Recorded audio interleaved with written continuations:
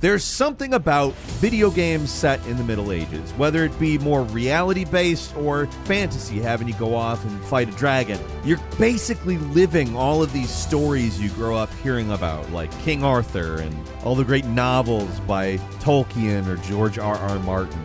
There's a reason people love this stuff. Hi folks, it's Falcon, and today on Game Ranks, the top 20 new medieval games of 2023. Starting off at number 20, it is the Quinfall, an absolutely gorgeous looking new MMORPG with a 2,000 plus square kilometer world map that looks hyper realistic and gorgeous. Everything I've seen of this game just looks amazing. And knowing that it's a PvP and PvE MMORPG with a ton of customization, it sure looks cool. The Quinfall is coming to PC sometime this year.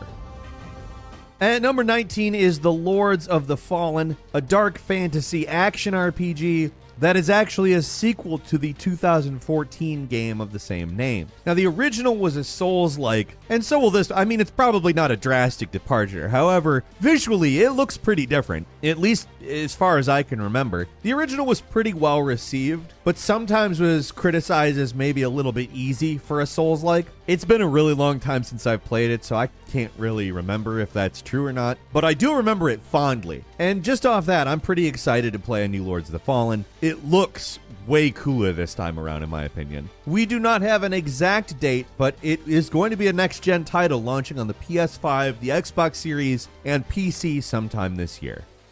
At number 18 is The Lord of the Rings Gollum. This is one of those games where if you haven't been paying attention, it might really sneak up on you. It feels like it's been in development hell forever, but it was actually only announced in 2021. It's a game where you have to play as Gollum, obviously. It mixes action-adventure and stealth to some extent, exactly what we don't know because obviously we've not played it. And there really isn't a whole lot of footage out there. It doesn't look like there's combat, but I don't know. But if it ends up being third-person, combatless, Gollum Dishonored, honestly, I'm there for it. We do not have an exact date, but it's slated for the PlayStations, the Xboxes, PC, and actually, yes, Nintendo Switch sometime this year.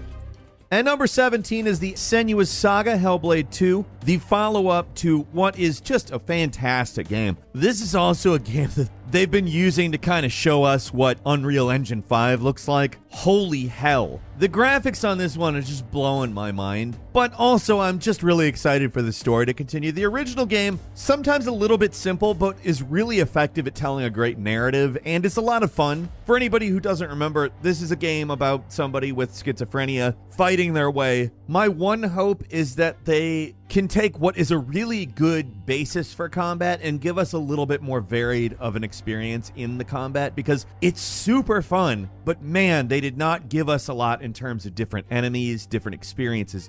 By the end of it, felt like every fight was pretty similar, despite the fact that the basis of the combat system is actually really enjoyable. That's my one gripe. If they fix that, this is going to be a fantastic sequel. Senua's Saga Hellblade 2 is going to land on the Xbox Series and the PC sometime this year.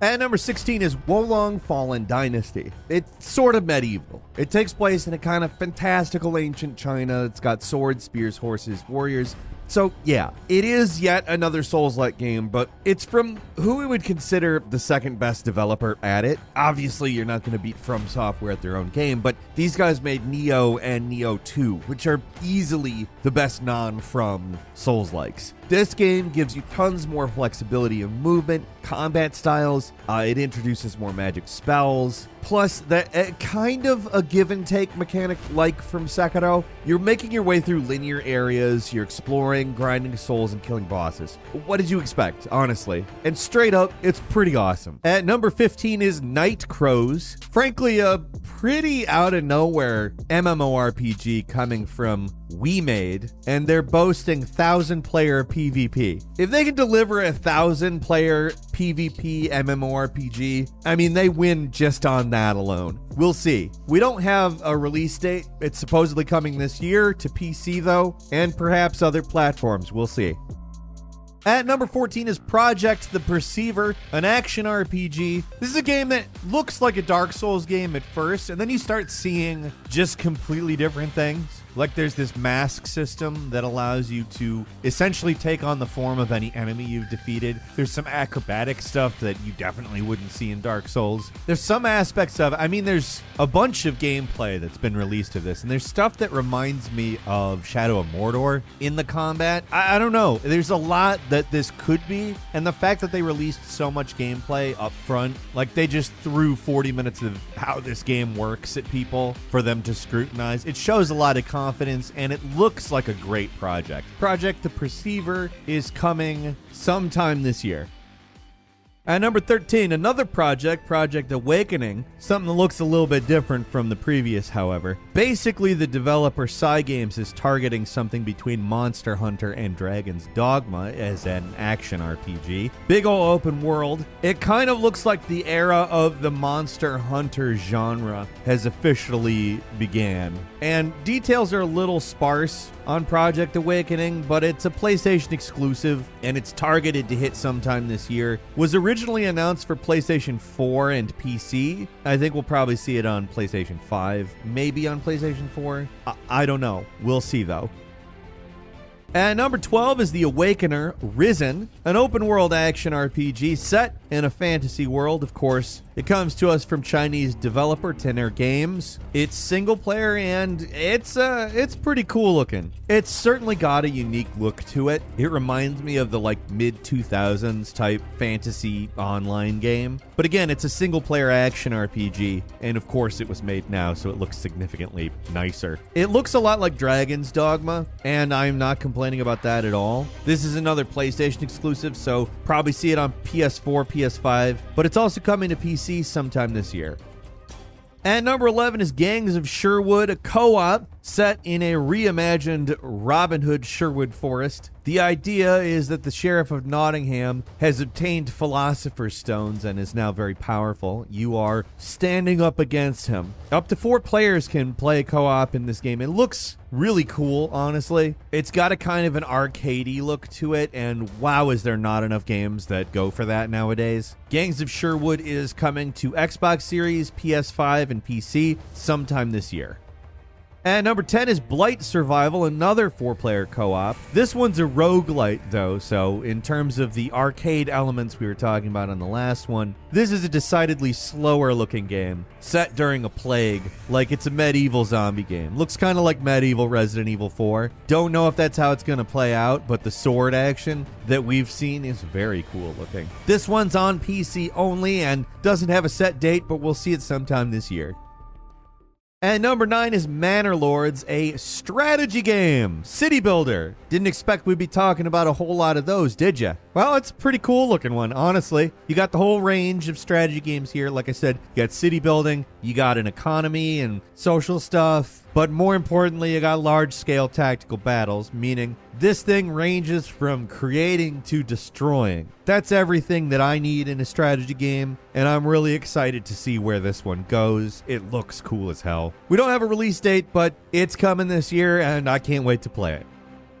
And number 8 is Spellforce Conquest of Io, a hybrid of a 4X strategy game and an RPG. At first breath, it looks a lot like an RTS, but it's actually not. Firstly, it is turn-based. Secondly, it's extremely story-heavy. It's oriented towards kind of tactical RPG stuff, but also turn-based strategy, 4X type stuff. I don't know. It's a different game. It's also one that has really mixed opinions. There are some people that think it's amazing and some people that think it's trying too hard. I think if that combination sounds interesting to you, it's definitely worth a spin, though. Spellforce Conquest of Io is currently out on PC.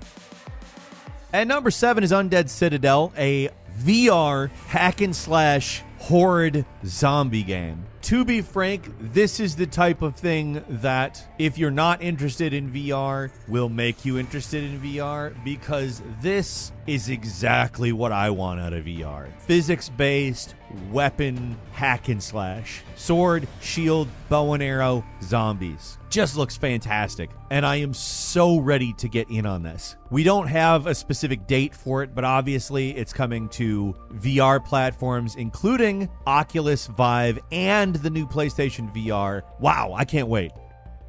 And number 6 is Dragon Age Dreadwolf. If you're aware of Dragon Age, you know what you're getting from this. I'm guessing it's going to be a much bigger game than the previous one because they're probably going to make it a point to do way better than the Mass Effect sequel, Andromeda, and Anthem. Dragon Age Inquisition was such a beloved game that did so much right. There's a lot riding on this, but I do think they have it in them to pull it off. It's coming to the PlayStations, the Xboxes, and PC sometime this year.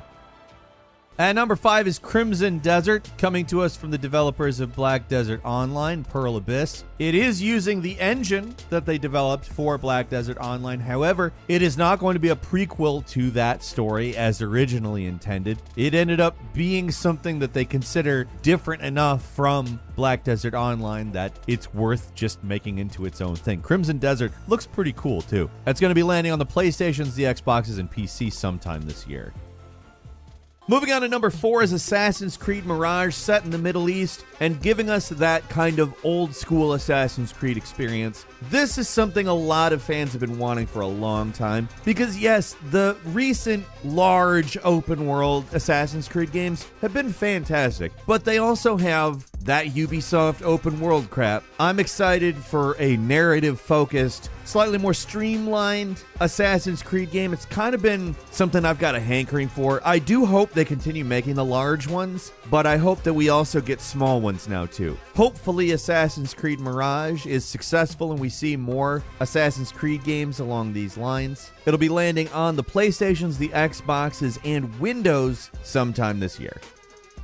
At number 3, The Witcher remake. Gonna just say right off, we don't know a lot about this. We do know that it's a full Unreal Engine 5 open world remake of the original Witcher game. No idea if that means they're bringing back the voice cast. No idea exactly how big it's going to be, but we do know that the original Witcher is a kind of a weird, janky game that has a ton of charm, and it's most likely going to turn into a game that's like The Witcher 3, but with The Witcher's story. I'm really looking forward to it. They haven't said what consoles it's coming to, but I would assume at least PS5 and Xbox Series, maybe last gen, not sure yet. Definitely PC. And apparently it might come out this year, but we aren't 100% sure. That said, we really are excited for it and wanted to talk about it.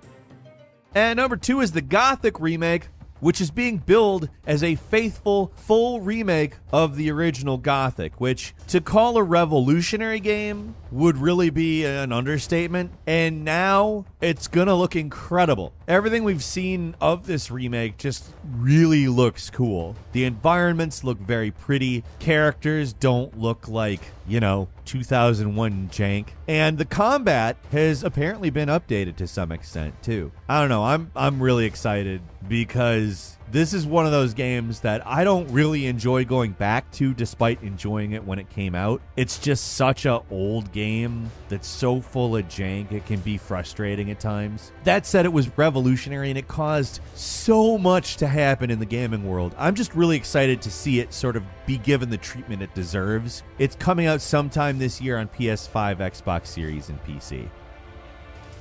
Finally, at number 1, befitting its name, it's Final Fantasy 16. That's a whole lot of Final Fantasies, isn't it? Now, I don't know exactly what this game is going to look like in terms of combat. I really hope they integrate a lot of the stuff they came up with for Final Fantasy VII Remake, because I enjoy both Final Fantasy VII Remake and Final Fantasy 15's combat a lot. Like, I think if they go for somewhere between those two things, they've got like the perfect modern Final Fantasy combat going forward. Got a completely new setting. It's a crystal-oriented story from the looks of it. There's very likely to be war and intrigue over the crystals and who can use what powers. Final Fantasy is just always an epic, massive, ridiculous story, and I cannot wait to dive into a new one. Final Fantasy 16 is landing only on the PS5 at first on June 22nd. Elden Ring Erd Tree DLC, properly named Shadow of the Erd Tree. Really, we don't know a lot about this right now. There's a whole lot of speculation. Obviously, it was just announced very recently, but obviously, of course, I want more Elden Ring. They're slating it as an expansion, so I would guess that it would be longer than like one of those single mission DLC type things. Maybe even like a mini sequel. That's what my fingers are crossed for. I'm excited. Obviously, it's probably going to come to every platform that Elden Ring is on, and it's supposedly coming this year.